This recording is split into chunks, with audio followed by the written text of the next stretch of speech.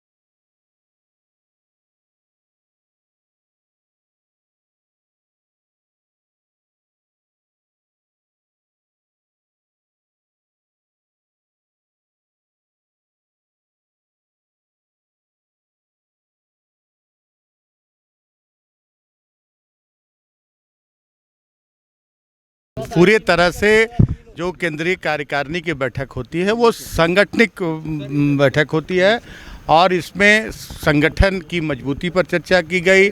हमारा महाधिवेशन भी ड्यू है, महाधिवेशन पर संपन्न कराने पर चर्चा की गई और सरकार की उपलब्धियां, सरकार जो 2 साल में इन विपरीत परिस्थितियों में सरकार ने आम जन के लिए जो कार्य किए हैं, समाज की अंतिम पंक्ति के लोगों तक जो सरकार की जो सुविधाएं हैं उसको पहुंचाने का जो सरकार ने प्रयास किया है, उन सारे बातों को जनता तक पहुंचाने की बात की गई और संगठन हमारा कैसे मजबूत हो इस पर ही चर्चा हुई, क्योंकि कार्यकारिणी की बैठक थी, सिर्फ संगठन पर ज़्यादा चर्चा है। ये बोला गया क्या कि सरकार के जो काम है वो ले जाएंगे? ये तो कार्यकर्ताओं का कर्तव्य बनता है। जो भी सरकार रहती है और कार्यकर्ता ही माध्यम बनते हैं कि सरकार की योजनाएं अधिक से अधिक उसका लाभ जनता को मिल सके और जनता को सरकार की योजनाओं से अवगत कराना, ये हमारे एजेंडे में रहता है कि झारखंड मुक्ति मोर्चा के कार्यकर्ता गांव में जाएं और जनता को सरकारी जो भी योजनाएं हैं उससे उसका लाभ लेने के लिए प्रेरित करें।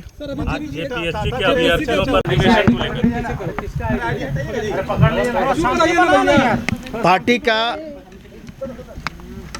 कार्यकारिणी समिति की आज 5वीं बैठक थी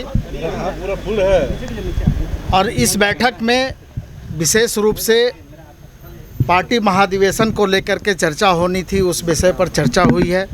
काफ़ी गंभीरता से कार्यकारिणी के सभी माननीय सदस्यों ने अपनी अपनी राय रखी और उसके बाद जो बातें सामूहिक रूप से जो निर्णय लिया गया वो ये है कि पार्टी का 12वां महाधिवेशन रांची में संपन्न होगा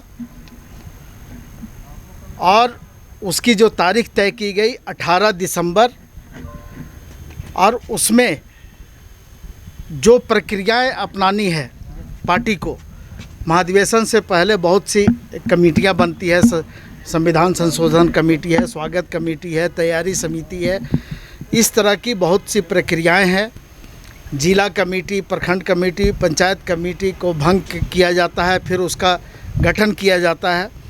तो इन सारी प्रक्रियाओं को अपनाया जाएगा और उसके बाद भी अगर इस महाधिवेशन को संपन्न करने में किसी प्रक्रिया की आवश्यकता होगी तो उस सारे चीज़ों के लिए पार्टी के केंद्रीय अध्यक्ष और कार्यकारी अध्यक्ष को उसके लिए अधिकृत कर दिया गया है। और ये पार्टी का महाधिवेशन 1 दिवसीय होगा। आप लोगों को ज्ञात होगा कि 2018 में 6, 7 और 8 मई को पार्टी का महाधिवेशन धनबाद ज़िले में संपन्न हुआ था और उसके बाद रांची में संपन्न होना है। ये भी आपको मालूम होगा कि प्रत्येक 3 साल पर पार्टी का महाधिवेशन संपन्न होता है और उसके बाद फिर हम आगे अपने संगठन को और विस्तार देते हैं। लेकिन अभी पिछले कुछ दिनों से या यूँ कहें कि लगभग 2 साल से जो इस राज्य में ही नहीं पूरे देश और दुनिया में जो कोरोना की स्थिति रही है, उसको देखते हुए ये समय हम लोग आगे बढ़ाते रहे। चुनाव आयोग, ये राज्य निर्वाचन आयोग और केंद्रीय निर्वाचन आयोग से अनुरोध करने के बाद भी जब निर्वाचन आयोग का ये डायरेक्शन आया कि आप संपन्न करा लें और कोविड-19 के जो गाइडलाइन है सरकार के, उसका पालन करते हुए, तो उसी तरह से इस पूरे प्रक्रिया को अपनाया जाएगा और कोविड-19 के गाइडलाइन को जो राज्य सरकार के द्वारा जारी है, केंद्र सरकार के द्वारा जारी है, उस प्रक्रिया को अपनाते हुए ये महाधिवेशन संपन्न किया जाएगा। पंचायत चुनाव को लेकर उस्ताद, आफत में पड़ी है जान। उस्ताद, उसके हाथ में तलवार है।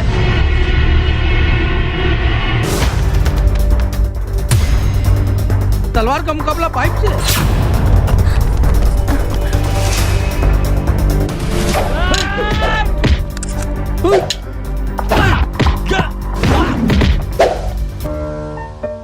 अरे वाह, आप तो हीरो हो।